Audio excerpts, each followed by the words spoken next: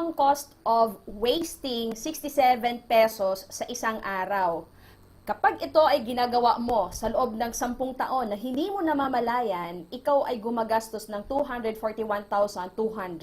Kasi nga 67 pesos times 30 days, di ba? And of course, times mo yan sa 12 months, times 10 years, aba, 241 na pala ang nawala sa'yo. 67 pesos pa lang yan.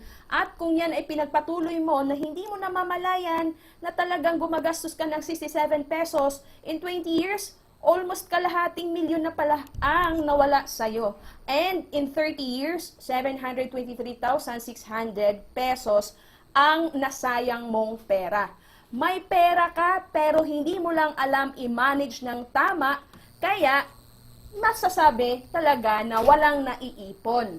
But if you save that 67 pesos every day, of course, 'di ba? Kung halimbawa sa alkansya mo lang nilalagay, same lang din ang value, 'di ba? In 10 years, nakapag-ipon ka, 'di ba? Instead of nasayang mo dahil ginastos mo yung pera, pero ito ay yung itinabi, so ibig sabihin, meron kang na-save na 241,000, 'di ba? At in 20 years, meron kang naitabi na 482,400. In 30 years, meron kang naipon na 723,600 kung halimbawa ito ay nilagay mo nga sa alkansya. But if that money, 'di ba, naipon mo ay iyong nilagay sa isang investment. So ito naman po ang magiging cost of your investing, 67 pesos every day.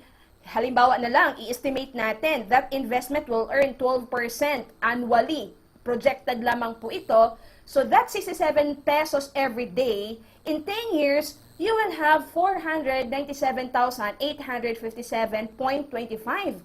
In 20 years, meron ka ng 2 milyon, di ba? 2.5 million, 67 pesos every day, you invest that. And of course, in 30 years, my God, 10 million na ang value noong 67 pesos na iyong ini-invest every day. Ngayon, where to invest your money to grow that much? Of course, di ba, pinaka-basic is through mutual funds. Ang mutual fund, ito yung nakikisosyo ka sa mga malalaking kumpanya dito sa Pilipinas. So, ibig sabihin, ito yung pinaka-basic na paraan para magkaroon ka ng shares sa mga malalaking company dito sa Pilipinas. And even, kahit ka yung 67 pesos mo, itinatabi mo yun, iniipon mo sa isang araw, at kapag nabuo mo na yun sa isang buwan, nilalagay mo yun sa mutual fund, talagang you will have that 10 point something million in 30 years, di ba? Now, the easiest way to open mutual fund account is through IMG or International Marketing Group, because IMG is a financial distribution company na meron siyang affiliated mutual fund companies na maaari mong magpagpilian. And the good thing with IMG, once na nag-enroll ka, meron kang automatic na account sa isang mutual fund investment. So, all you need to do, syempre, gagawin mo yung 67 pesos, iniipon mo, tapos kapag naipon mo yon, idadagdag mo na lang siya sa iyong Soldivo Mutual Fund, di ba? Kapag ikaw ay nag-invest dyan, syempre, araw-araw, naglalagay ka sa iyong ipon, nilalagay mo muna or itinatabi mo muna yung 67 pesos mo, in 1 month, umabot na yun halos ng 2,000. So, pwede mo na siyang idagdag dito sa mutual fund, Soldivo mo. And take note, di ba? 500 pesos, ang pinaka-minimum na maaari mong itap up dyan sa iyong Soldivo fund. So, kapag ginagawa mo yon, all of your financial goals, may mga pangarap ka sa buhay, di ba, ay matutupad mo dahil binibigyan mo ng halaga ang 67 pesos mo na iyong itinatabi. Kahit yan lang, di ba, sa isang araw, may halaga ang 67 pesos. Kung ito ay bibigyan mo lang din naman ng halaga. Ngayon, you have to choose, di ba? Do you want to waste? Do you want to save or do you want to invest that 67 pesos? Kasi nga, kung ito ay iyong talaga namang igastos na lang, ito yung mawawala sa'yo.